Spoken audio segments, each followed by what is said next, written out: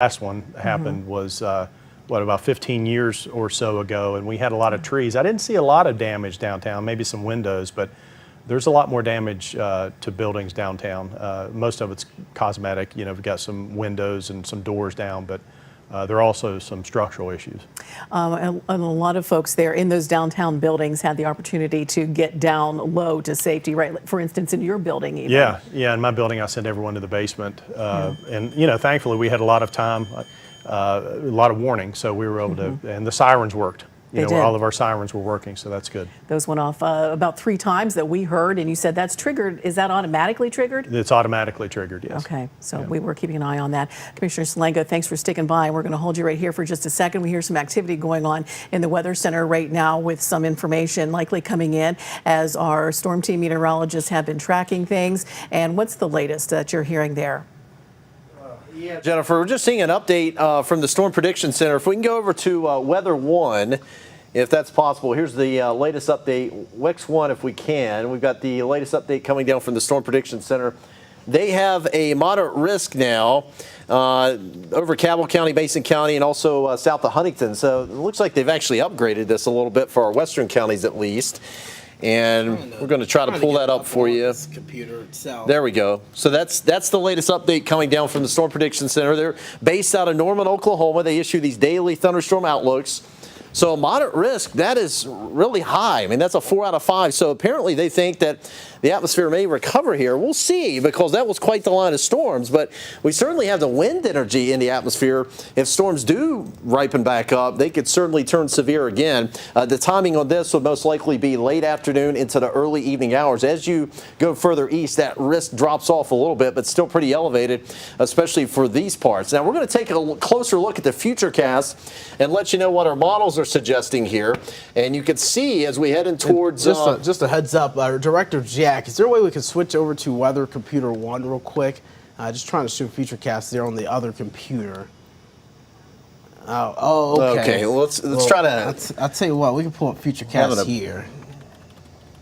We're going to try to get this to you. We apologize for that. Yeah, we'll just go through this right here. Thank you, Brandon. So here's a transition of what we may be seeing here later today. This model still insists that these cellular type storms as opposed to a line may form. Now, it's kind of pick your poison with these. Perhaps not as widespread damage coming out of these, but these could potentially be stronger in localized areas. And these are the type of thunderstorms that could acquire a little bit more rotation. So hopefully our atmosphere doesn't recharge here, but if it does, there could still be that risk for additional scattered severe thunderstorms late afternoon and evening. It looks like this model is really focusing in on the southern coal fields, but that is certainly a possibility here as we head in towards later today. We're actually seeing a little bit of sun come out in the tri-state area. We saw some sun coming out in Barbersville, so that's going to up our temperatures a little bit. We still have a lot of wind energy here in the atmosphere today. So let's go to our radar and we'll show you what we're tracking here currently.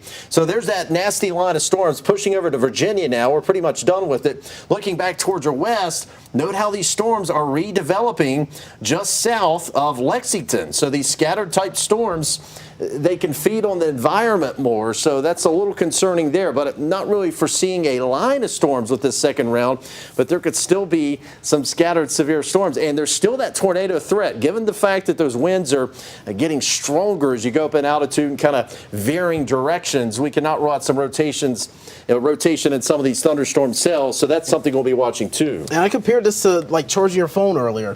You know, we've got these phone chargers that charge phones very quickly now. Think about that line of storms moving through. It basically drained our battery in the atmosphere. Absolutely. So it basically just ended all the instability we had. It took out all the ingredients we had for severe storms.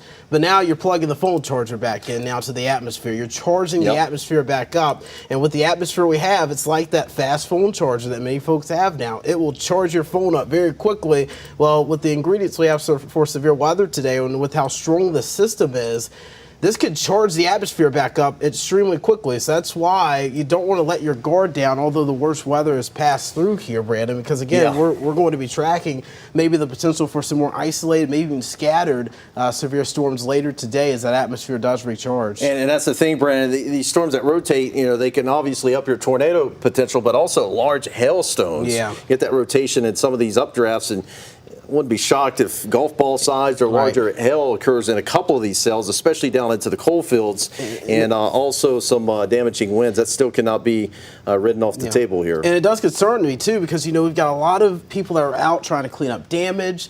Some people's homes, the roofs have been blown off, things like that. So that building is no longer a sturdy building for protection for a severe storm. Yeah. So if we do see more storms later today that do turn severe, you want to probably, if you're one that might have gotten your home damaged out of this, I'd probably get away from the home as soon as you can and try to just find a sturdier shelter for later today, just in case we do see the activity on the radar ramp back up again later today. Yeah, we took a close look at the 7-day there, but just back to this real quickly. We do have a tornado watch that's in effect through 1 o'clock.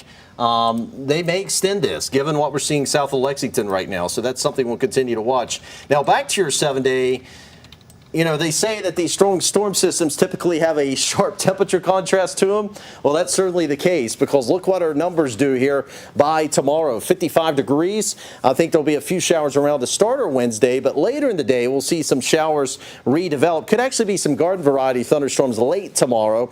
Otherwise, a much cooler day. We'll fall to 36 Thursday morning and highs Thursday and Friday. That is quite the weather change. It's funny how we kind of glossed over that this morning, but there's so much going on. We're going to be 35 degrees colder by Thursday and Friday. Of course, April can do that sometimes. We'll be tracking some snowflakes too, and some of that snow could stick into mountain counties. As we head in towards the weekend, we'll try to recover a little bit, but be prepared for some cold, frosty nights here. Friday night and Saturday night. Afternoons will try to make it into the 50s. Could be some drops and flakes early Saturday, mainly in the mountains. And the early call for the solar eclipse next Monday. Could be some clouds around and possibly even a few showers. So that's going to be an interesting call there next Monday afternoon. But we are expecting at least a mild day. Yeah, Brad, I think we want to get a break, if that's correct. Yeah, we're going to go ahead and get a break real quick. We're going to toss the commercial break. But when we come back, we're going to continue to break down severe weather we've seen today. And we'll continue to watch those storms off to our west. Again, watching the potential for more stronger, maybe even severe storms later this afternoon and evening. So we're going to continue to break that down for you as well. And we have team coverage with our reporters who are out in the field tracking some of the damage we've seen today. We'll be right back on Eyewitness News here at noon.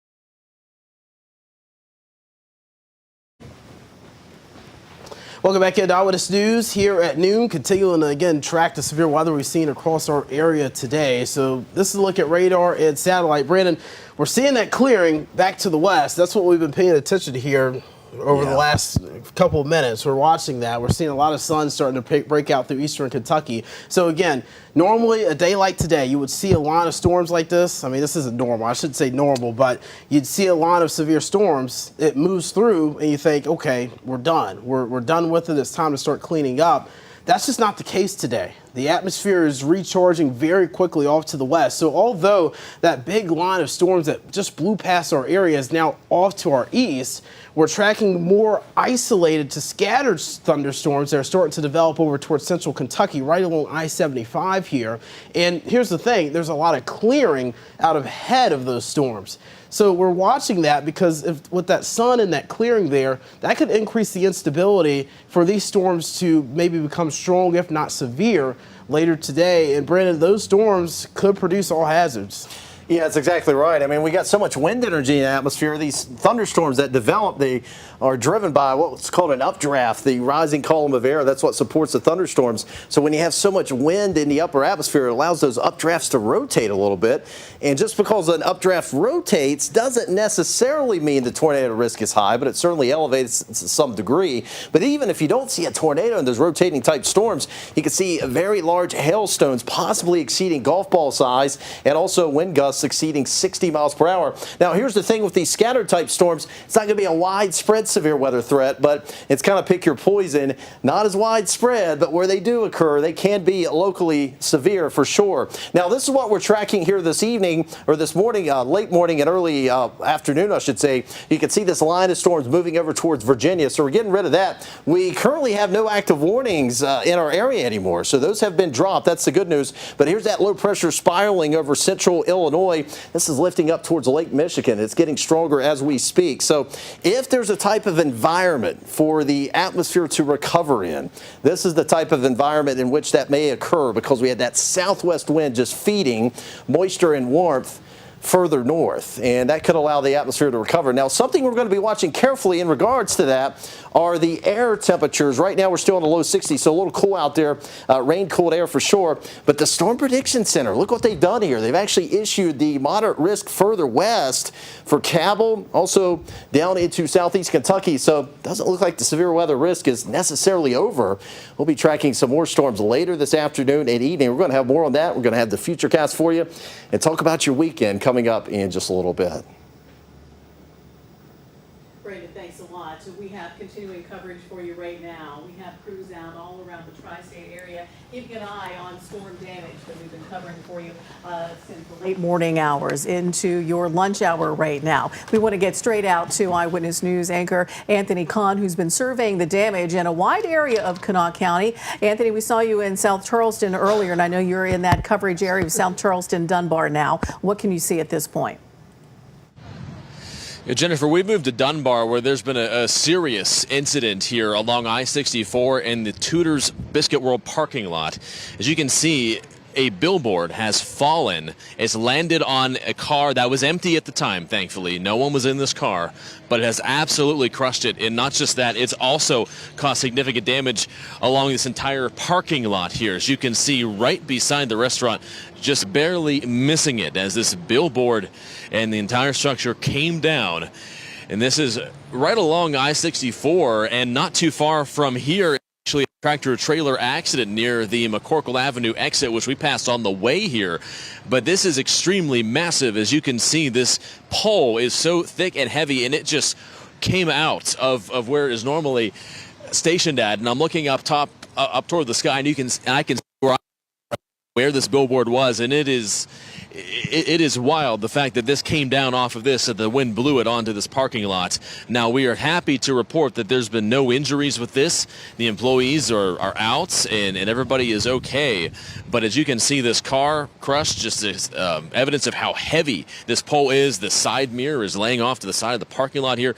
We're just very thankful nobody was in this right now, but just an absolute mess right now in the Tudor's parking lot here in Dunbar. And our Anna Saunders is working right now, speaking with people involved with this. She's talking with residents and people that were here nearby when this happened, and she'll be providing more information here throughout the afternoon as well. But for now, just a huge undertaking here for crews to figure out what to do next with this. We'll keep you updated here as we learn more. For now, live in Dunbar, Anthony Kahn, Eyewitness News. Anthony, thanks a lot. I want to point out, you can see over Anthony's shoulder the traffic on I-64 right above that area where he is. I can see on our map right here off to the side that I-64 eastbound is backed up. It looks to be clear past Institute Hill. The traffic cameras are not up right now, but I can see it on a map that is still going to be traffic all the way into the bridge from Dunbar to South Charleston. So that is a big backup for us right there on I-64 eastbound in right in that whole area. So we're going to keep our eye on that situation and, of course, what we see there with Anthony as well. We also have Daniel Burbank out for us in Kanawha County today, surveying lots of damage in the Charleston area as well. Daniel, you've seen a lot as far as trees down and some other damage. Can you detail what you're experiencing right now? Absolutely, and to echo a little bit of Anthony by saying that people are just shocked by this, absolutely. The city is sort of waking back up again after sheltering in place during those tornado warnings.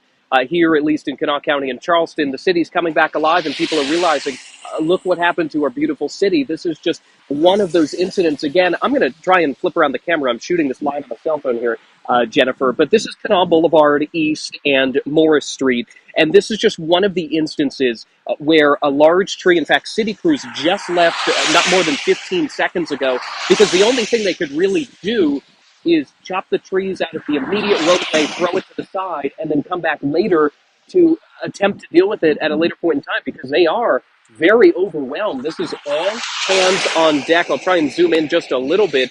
This tree also claiming traffic lights. That's the other thing, is that this is obviously a major thoroughfare when we're going through Charleston, and this is just one of several intersections that either have the traffic lights completely ripped down or do not have functioning traffic lights. At least the Morris Street one has a flashing yellow, but we can see the traffic light laying on the ground over there. I'll see if I can zoom in from my perspective, but on the South Side Bridge, you might be able to see some of those flashing lights. Those are some of the fire trucks that are also dealing with some downed trees and other power lines. And this is obviously a very active situation where crews are going to do everything that they can to at least do the bare bones just to get the infrastructure back up before they can go and continue cleanup. For now, live in Charleston here, Daniel Burbank, Eyewitness News. Daniel, thanks a lot. We want to see how things are looking to the west of where you are, too. Our team coverage continues with Eyewitness News reporter Gil McClanahan, who was out in Kentucky very early as this storm was rolling through right now. Gil, how do things look there? The last time we checked in with you, we saw some blue skies now after that big and powerful storm. Yeah, it's actually quite comfortable out here now with a slight breeze blowing, what makes it feel comfortable. But that was all after Mother Nature left a path of destruction here. I was talking with one of the neighbors that live here in this area. This is Donta Road here, and we are in the Ironville community of Boyd County, Kentucky, and they said the funnel cloud, they actually saw a funnel cloud come right down this road, but it seemed like it stopped by this this area here where there's a big group of trailers here and did some damage. Let me show you here. This trailer right here, I don't know if you can see that, but it literally knocked it right off of its cinder block. It's cinder block foundation, and down to the down further down from me. It took the underpinning for some of the trailers here. There's a lot of power outages. In fact, there's no cell service, no electricity in this part. We actually had to borrow a phone from a gentleman to do this. But let's go ahead and go to the video that you can that we fed back a little bit earlier. You can see a lot of the damage. There's a lot of trees and limbs down. There are a lot of power lines down. Brandon talked about this earlier. If you see a down power line, stay away from it. Do not approach it because it's a very dangerous situation. Do not approach the down power lines. Like I said earlier, the tornado, the funnel cloud, went down the road here. We talked to a neighbor here who actually saw it.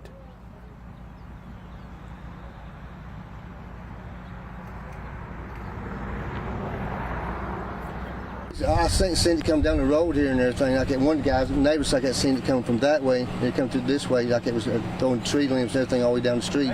So it's on the road. Yes, whirling. It's on the road, all this whole area right here. It come through this way, right there by them trees. He had, that gentleman was telling me that that was the first tornado that he had ever seen. Personally, I've never seen one. I don't want to see one, but you can tell, you can look at the aftermath here from that video and what we're showing you here, that they could be very destructive, very dangerous, and very destructive. We're going to survey the damage here a little bit more and have much more in the latest coming up tonight on Eyewitness News. Live here in Boyd County, Kentucky, Gil McClanahan, Eyewitness News. Gil, thanks so much. And we do have some viewer pictures here to share with you that we've received on Chime In. Some people sending us damage pictures that they've encountered. We've seen a lot of this right here. Unfortunately, this is a common theme today. Trees down on vehicles. Also damage to houses, too. You can see some of the deck damage for us right here. This is the South Hills area. You can see in the background there areas of those houses sustaining some damage. Also on that tree as well. Those limbs coming down. The buds just coming out on them, a little fragile right now. Here is the scene in South Charleston, too. This was around the Central Avenue area that we saw earlier today. Crews out there very quickly, too, in this section of South Charleston to get those portions of the tree chopped and out of the way. They're still working there. In Kanawha City right here, more damage as well. We've got some billboards down in areas. We also have trouble with, people have had trouble with their awnings in areas like this. You can see what's left of this signage laying in the wet parking lot there after that storm moved through our area. We've been following this for you for the last couple of hours. So many of you sending pictures in that you can safely take, and your video as well. We want to remind you too. Yes, safety is the key word right here. You can send those to us. Chime in is what you're looking for. You can also scan that QR code. You can find that on our Eyewitness News app, where you can stay up to date with the changing weather for us today. We'll be back with continuing coverage of the storm today, moving through our area next, right here on Eyewitness News.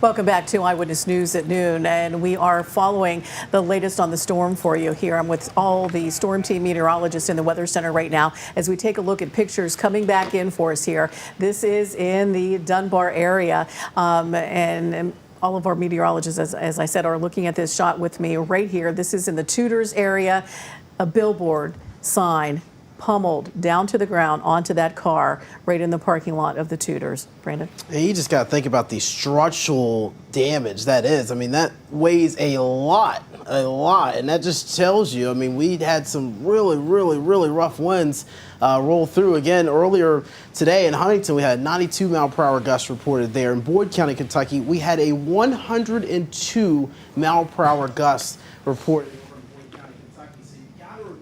Down power line safety tips, because again, there are numerous power lines down here across our area. So as you're out and about today, you've got to remember those tips when it comes down to power line safety, especially when they're down. So you want to stay 30 feet away from power lines. And if you see a power line down, you want to make sure you report it immediately to Appalachian Power or whoever your power company might be. Also, when it comes down to power lines, you never want to touch a down power line. You always want to assume that a down power line is energized, it's active. And again, you always want to assume a down power line is dangerous, it's hazardous. You don't want to attempt to move a power line if it's down. Again, even using items that wouldn't be typically conducive of a power line, you don't want to use those either. So our weather alert is going to continue for the rest of today. We're still tracking an isolated severe weather threat for later this afternoon and evening. Some scattered showers and storms are going to develop, and some of those could produce gusty winds and large hail too. Those are our main threats, but we also are tracking that small tornado risk later today too. So this threat is not over, folks. We still have some more storms back to our west that will build in here. So here's Futurecast. This is the latest short-range model here, showing a few of those showers and thunderstorms moving in as early as 3 o'clock. This might be a little late or it might be a little early on the storms, but it just shows you that we're not done with showers and thunderstorms quite yet. As we go into the evening time, again, you can see some of these purple shades here. That'd be indicative of maybe some large hail later today. So just keep in mind, folks, the severe weather threat is not over. Do I think it's going to be as widespread as what we just saw? No, but we still could see a few isolated strong to maybe even severe storms later today with large hail, gusty winds, the main concerns, and still a small possibility of a tornado later this afternoon, evening. Then later tonight, that's when the cold front moves in. We'll track some widespread rain, likely some thunder that'll keep you up at night tonight. But luckily, later tonight, I think that risk is going to go down in regards to the severe weather threat as that cold front moves in. Just going to be some heavy rain, some lightning and thunder tonight, and then winter makes a return soon. We'll be in the 50s tomorrow. Could see a thunderstorm tomorrow, but it won't produce any severe threats for us. But then by Thursday and Friday, we're back in the 40s again, staying in the 40s through Saturday, and then we start to rebound a bit as we go into early next week, starting on Sunday. So again, we're going to continue to break this down throughout the day here on Eyewitness News. We're also following all of the damage and the fallout from the storm that moved through earlier. We want to get straight to our crew in Cabell County right now. Eyewitness News reporter Hannah Klein has seen some trouble along the roads and elsewhere. Hannah? Yeah, like just moments ago, Brandon Lawson was actually talking a little bit about those power lines and just people's safety. But I want to show you what we're seeing. This is Route 60 near the Barbersville exit. Now, this is actually a downed power line. Now, we are seeing a lot of that high wind as that storm again is pushing through the area. Now, you can see that power line is down. It just after a tree has just snapped directly in half. Now, I haven't learned of any injuries over here. I know that does look like a home, but again, I don't know any injuries. I just got here in the last 5 minutes.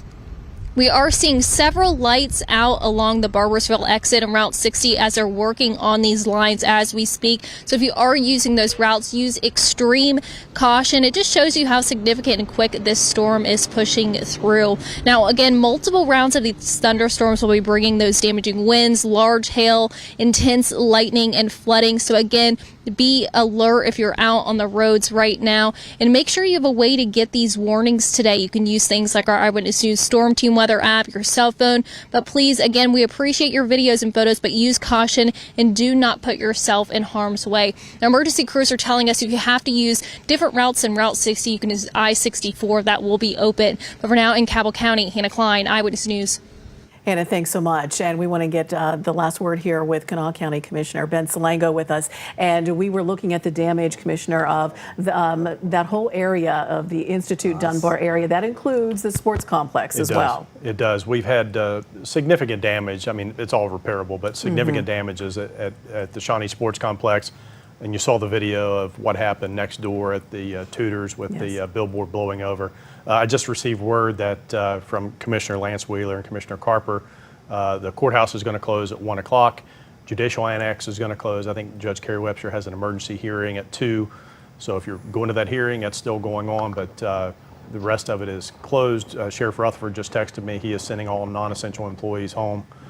This is video of the Shawnee Sports Complex. Obviously, our flagpole is over.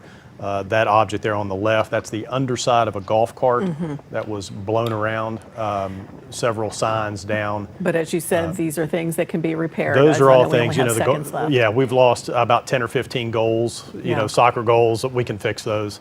No big deal. But, you know, I'm really concerned about the folks that have lost their homes, you know, from trees. We've got buildings that are damaged. And we're continuing to follow that here. And Commissioner, I just want to say thanks so much for spending the better part of your hour with us here to detail everything. We appreciate your time. Thank you and your team. That's you guys doing a great job. Appreciate it. And the last word here from our meteorologist, you know, looking at this damage, guys, this is severe all around.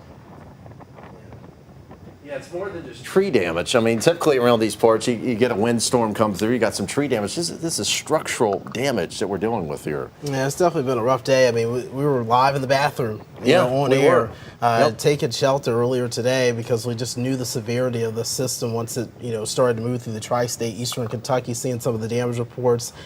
Definitely a very long day for sure. Going to be a lot of cleanup for West Virginians, Kentucky, and Ohio residents. So, and here's the thing. Again, we still have that isolated threat for later this afternoon, evening. So, our team, we're going to be here all afternoon, evening to make sure we keep you guys safe. And obviously, there's going to be a lot of cleanup to go along with this and a lot of coverage. And we'll stay on, and you know, later today, cutting in if we need to for severe storms. And obviously, we'll have more coverage at 5 and 6 on Eyewitness News later today as well. Then a lot colder after this. Yeah, much colder. We'll be, again, continuing to cover you throughout the day today.